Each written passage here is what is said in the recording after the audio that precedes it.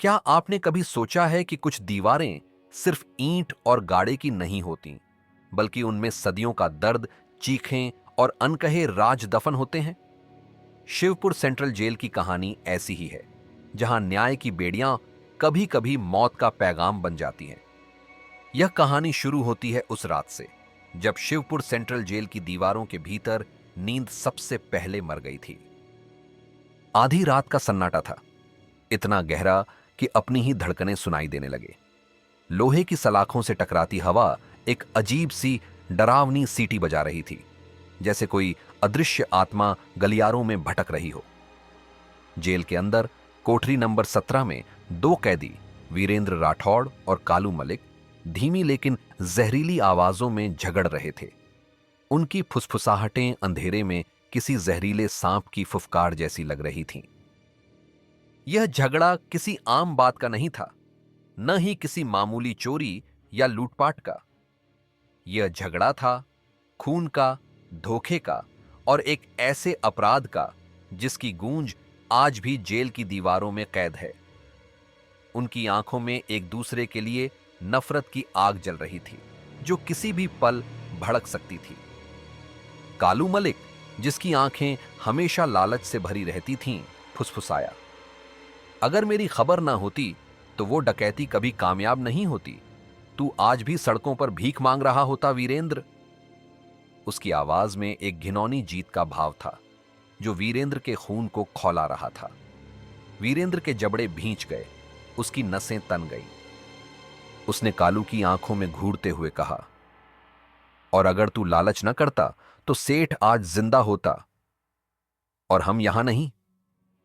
वीरेंद्र की आवाज में सिर्फ गुस्सा नहीं था, बल्कि एक गहरी टीस भी थी। सेठ की मौत का बोझ उसके सीने पर पत्थर की तरह रखा था, और कालू का लालच ही उस बोझ का कारण था।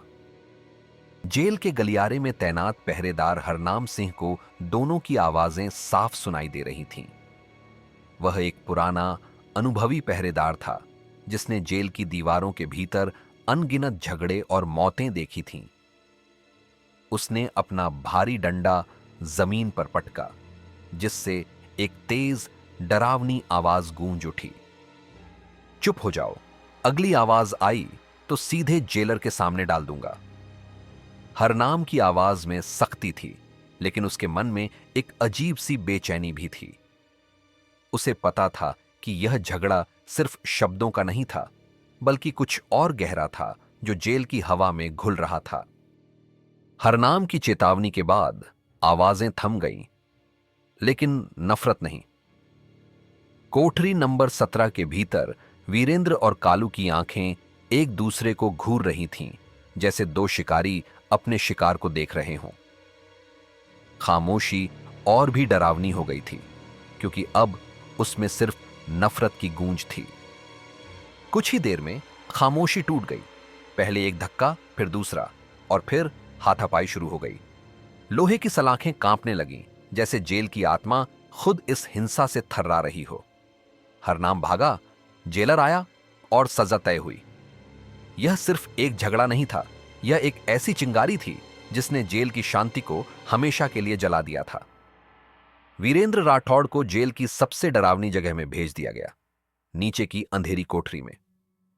यह कोई साधारण कोठरी नहीं थी, बल्कि एक ऐसी जगह जहां रोशनी कभी नहीं जाती थी, जहां हवा भी डर कर रुक जाती थी। यह वह जगह थी जहां दीवारों से नमी नहीं, बल्कि फुसफुसाहटें टपकती थीं, जैसे पुरानी आत्माएं अपनी कहानियां सुना रही हों। यह कोठरी इतनी भयावह थी कि लोग कहते थे, जो भी इसमें 3 दिन बिताता था, वह खुद से डरने लगता था। उसकी आत्मा टूट जाती थी और वह कभी पहले जैसा नहीं रहता था।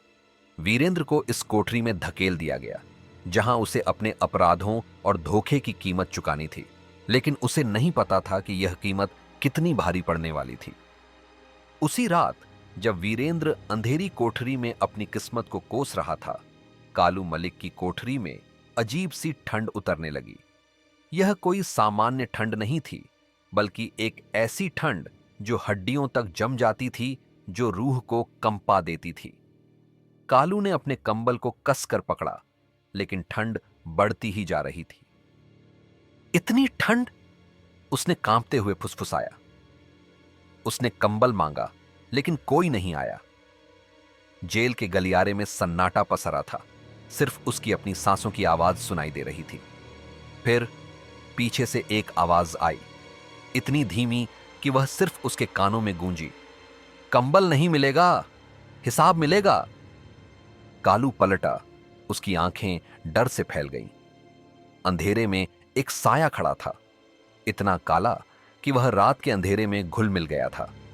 उसकी आंखें असंभव रूप से खुली हुई थीं, जैसे किसी मृत व्यक्ति की आंखें हों जो कभी बंद ना होती हों। कालू का गला सूख गया। उसकी आवाज नहीं निकल रही थी।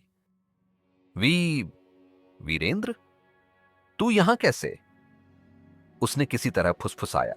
साया मुस्कुराया, लेकिन वह मुस्कान इंसानी नहीं थी। वह एक ठंडी, क्रूर मुस्कान थी जो मौत का पैगाम लेकर आई थी। तेरा समय खत्म हो गया है। साये की आवाज में एक अजीब सी गूंज थी, जैसे वह किसी दूसरी दुनिया से आ रही हो। अगली सुबह जेल के कर्मचारियों ने कालू मलिक की लाश को चुपचाप जेल के पिछले आंगन में दफना दिया। रिपोर्ट में लिखा गया, अंदरूनी चोटों से मौत। लेकिन असली सवाल यह था, जब वीरेंद्र नीचे की अंधेरी कोठरी में बंद था, जहां से निकलना असंभव था, तो कालू को मारा किसने? यह सवाल जेल की दीवारों में गूंजता रहा, एक अनसुलझी पहेली बनकर। जेल के कर्मचारी आपस में फुसफुसाते थे, लेकिन कोई भी खुलकर बात करने की हिम्मत नहीं करता था। उन्हें पता था कि इस जेल में कुछ ऐसा था जो इंसानी समझ से परे था, कुछ ऐसा जो अंधेरे में छिपा रहता था और अपने शिकार का इंतजार करता था। कालू की मौत सिर्फ एक घटना नहीं थी, यह एक चेतावनी थी।